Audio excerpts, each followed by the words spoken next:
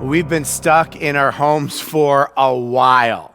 Have you done a puzzle? Hey, if you're watching on Facebook or YouTube, type yes and maybe what kind of puzzle, what the puzzle was of in the chat. If you've done like a puzzle in the last month. I'm the chaplain of the Golden Knights. I've been talking to some of the guys. Several of them are doing puzzles. I like puzzles, but I am no good at them. My daughter and I, we're both very competitive. We actually do puzzle contests with pretty easy puzzles to see who can do the puzzle the fastest. We've done about 135 puzzle contests, and my daughter has won 135 times. When we first got shut in, we got out some 500-piece puzzles we worked on at night. It took her like 2 nights to do hers. It took me 4 or 5. When I finally finished it, my family said, "We're so proud of you." Not like, "You're good at that," like, "You're so bad, we can't believe you didn't quit." I told my friend we were doing puzzles. He gave me a 3D puzzle to do. I took out all the pieces. Nope. Put all the puzzles pieces back in the box. Well, today we are going to think about puzzles as we continue our new series, Reboot. We're thinking about like how the Corona crisis and our weeks in lock-in can be an opportunity instead of just a problem. Obviously, it is a problem. People are dying. People are losing their jobs. It's awful. It is a problem. But what if it can also be an opportunity for us? What if it could give us a chance to reboot our lives? Last week we talked about control. Next week, delete. Today, alt. You get it, right? You reboot a computer by pressing Control, Alt, Delete. Today, alt. Alt as in alternative. Alternative as in different, as in a different way to live. Is it possible for us to find a different way to live during this crazy time? I want to do something different today. Typically in my messages, it's pretty straightforward. I make it clear what I'm hoping to teach you. I tell you the main point. I give supporting evidence. I give illustrations. I share how you can apply it. Today, I want to make you work a little bit harder. I'm going to give you some pieces of a puzzle, and I'm going to ask you to put it together, to figure out what it means to you and how you need to apply it, which is pretty much the way Jesus almost always taught. Before we do that, we're going to start by showing you part 2 of an interview I did with Captain Charlie Plumb. Captain Plumb was a U.S. fighter pilot in the Vietnam War. He flew dozens of successful missions and then was shot down. He was taken prisoner by the Vietnamese. He was held captive in a cell, actually in the cell next to John McCain. Captain Plumb was tortured. He was a prisoner of war for over 6 years, and then he got out. And when we became captives in our homes, I thought about Captain Plumb. Like, he's an expert on going through captivity, through difficulty, finding hope in the darkness, living a better life on the other side. And so I interviewed him. Last week we showed you the first part. Now I want to show you the second part, and then next week we'll see the conclusion of the interview. You'll hear today how Captain Plumb uses a puzzle as a metaphor in his life. Here's that interview. How do you hold on, when all hope is gone? Well, of course, we all have a foundation of faith. And even in the prison camp, the guys that called themselves atheists, and there were a few for a while, I think a prison camp convinces you and everybody around you that there are no atheists in foxholes. But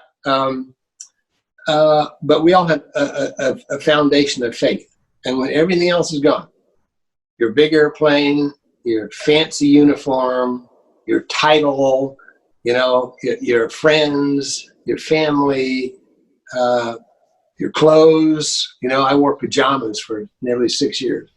But when all your toilet paper, That's right. when all of this is gone, what you have left, when all those material things that you used to say were real are gone, what your foundation is the things that you used to wonder if they're really real, like your faith. Yeah. And so In fact, I suspect that's one of the advantages of the challenges that we face, is that we get a lot of people that are backing into the very foundation of life, which has nothing to do with material wealth, has nothing to do with talent, has nothing to do with, your IQ. It all boils down to your faith. And so, Yeah. and I don't think I'd be alive today if I hadn't had a strong faith going into that. I love that. I love the thought that returning to foundations. That's one of the questions I've been just wondering and praying about is, no one's enjoying this. So being stuck at home and hearing about, people being sick and dying. But I do believe that there's some good that can come out of this, and that when we go back to our lives, maybe there's something that can be better because of this. Any thoughts about what is there for us to learn from this, and how, maybe from your experience back in Vietnam or even today, of how does life get better because we went through this? I think there are a number of things that we're going to see happen because of this. Number one, I think our community, our family and our friends are going to be closer because we've been through something together. My POW buddies are closer to me than my own brothers. And surely it was a more dramatic situation, but when guys tell you that you saved their life, and for sure that they saved yours, there's just a very tight bond that will never be broken. I don't know what those guys do. They can be going to the electric chair and I'll walk them right there. It's they're my buds for life. And I think the same thing's happening here.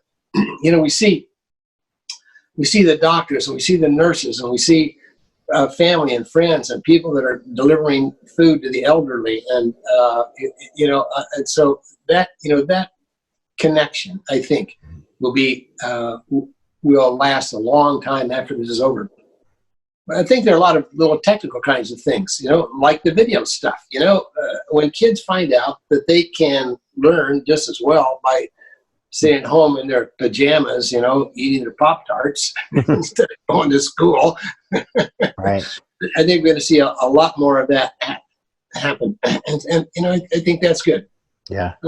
Obviously, we're going to depend, I think, a lot more on our leadership, on the scientists and the doctors, and I think we're going to be better prepared. Mm-hmm. We're certainly going to wash our hands more, I think. That's right. For sure. That's awesome. Hey, I've heard you use an analogy when you were in prison of a puzzle, and as kind of a metaphor for how you were able to try to find purpose in the suffering. Could you share that with us, as kind of your approach in prison, and maybe how that could apply to us today? Sure. My mother was a saint. Absolutely. I put her up against Mother Teresa. She, as long as I lived, I never heard my mother say an angry word about anybody. She just did not do that. And so she taught me a lot about forgiveness. And one of the things I remember her saying is, son, she'd say, in every situation in life, there are two sides. There's going to be a positive side. There's going to be a negative side. And she'd say, the key to living, a good life is to choose the positive side. She'd say, it's a puzzle. Challenge yourself to find the good in everybody you meet. Challenge yourself to find positive parts of every challenge you face. So I got in the prison camp, and I'll never forget, laying out there on that torture room floor, and they were bending my shoulders were out of joint, and I was bleeding from 4 open wounds, and I'm thinking, Mom, what can be good from this? The best this will ever be, Mom, is a time I can forget, and that's as good as it'll ever get, if I can just put it out of my mind forever. Right. But I said, okay, if this is true, I challenged myself. If this is a puzzle and I can solve the puzzle and find the good in this, then I'll find out that's Mom's right. Mm-hmm. Well, and through the nearly 6 years I was in the prison camp, I validated that rule, plus Romans 8:28. It's another one, give me that challenge. Yeah. All things work together for good. You kidding me? Mm-hmm. You know, how can all things, not just the good things, but all things work together for good? And you know, make that your puzzle. Find if you know, try to validate that fact in your life. Yeah. So I came home. Again, I'll get another problem when I came home. That wife, my high school sweetheart that I married after the Naval Academy, she had filed for divorce 3 months before I came home. She had held on for 5 years and then just finally gave up on the whole situation. Now, in all fairness, I believe it was tougher on her than it was on me. Mm-hmm. At least every day I knew I was alive. She didn't. Every day I was convinced I was going to come home better than ever, and she didn't know that. And so she filed for divorce and was engaged to another guy when I came home.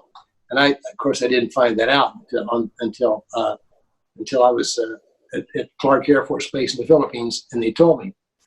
And I'll never forget, you know, curled up in the fetal position in that hospital bed, again, saying, "Mom, what good can come from this? You know, this is a disaster."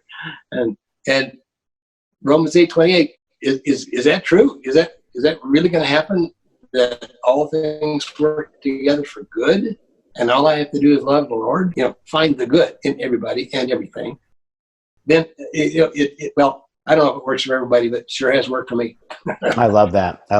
It makes me think there's a story in the Bible about Joseph from the Old Testament, and his brother sold him into slavery. He ends up in prison, didn't do anything wrong, and God ends up working good out of it. And in fact, Joseph says to his brothers, "You meant this to harm me, but God meant it for good." And so not the idea that God caused it, but God can take even the bad things that happen to us, and he can grow us and develop our faith and make us better people. And yes, that puzzle. I love that idea of the puzzle. I'm going to use that for the rest of my life of like, okay, this is a challenge. Where's the good? What's God going to make of this? How's he going to use it? Thank you, Captain Plumb. I look forward to you guys hearing the rest of the interview next week. But today, I want to give you 7 puzzle pieces. As I said, I'm going to ask you to do most of the work of putting it together to figure out what it means to you and how you need to apply it. Puzzle piece 1. I want you to picture a caterpillar crawling through the mud. That's what this caterpillar has done its whole caterpillar life. The reason the caterpillar stays on the ground, crawls through dirt, is because it's a caterpillar. That's what it is. Puzzle piece 2. I want you to picture you. And I want to ask, what don't you like about your life? You may feel pretty good about yourself. I hope you do. But there's something, right? What don't you like about your life? What would you change if you could? Puzzle piece 3 is a story from the Bible. There's a guy named Joseph. He's a good guy, bad brothers. In fact, his brothers sold Joseph into slavery. Joseph's a slave. And then he gets thrown into prison for a crime he didn't commit. He's confined in this prison cell. But then something amazing happens. God uses all the bad things that have happened in Joseph's life to put him in an incredible position. In that position, Joseph is able to save the lives of a nation of people. Joseph's brothers end up coming to him and they ask if he can forgive them. And Joseph says, "You intended to harm me, but God intended it for good to accomplish what is now being done, the saving of many lives."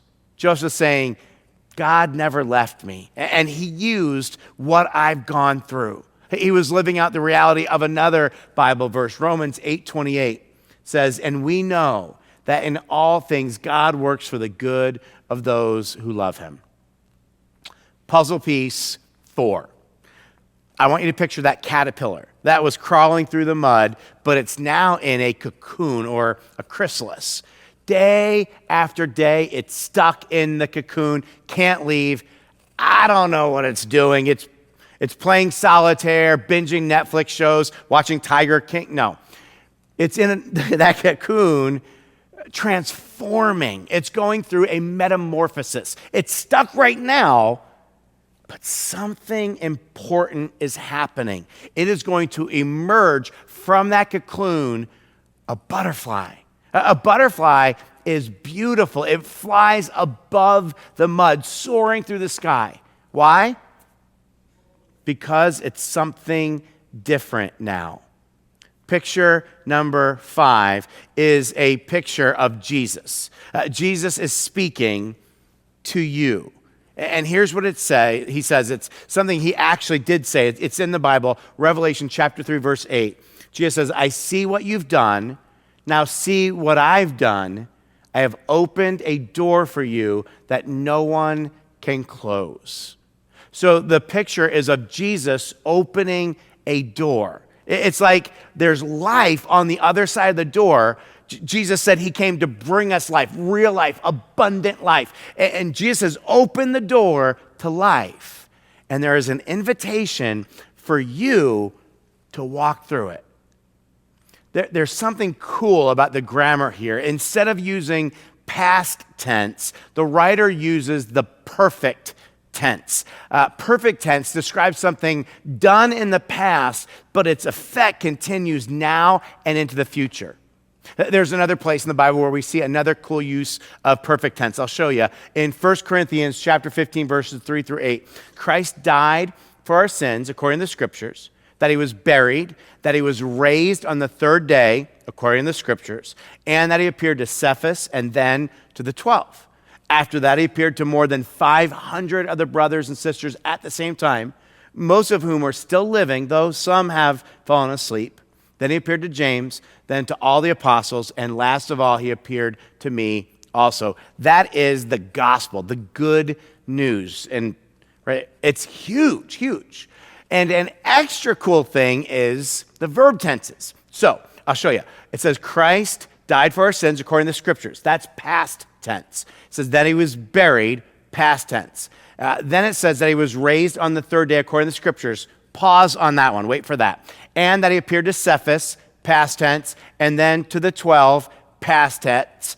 Then it says, after that he appeared to more than 500 of the brothers and sisters at the same time, most of whom were still living, though some had fallen asleep, past tense. Then he appeared to James, then to all the apostles, and last of all he appeared to me also, past tense, past tense, past tense. All past tense, which makes sense because all those things happen in the past, except that one line. It says that he was raised on the third day according to the Scriptures.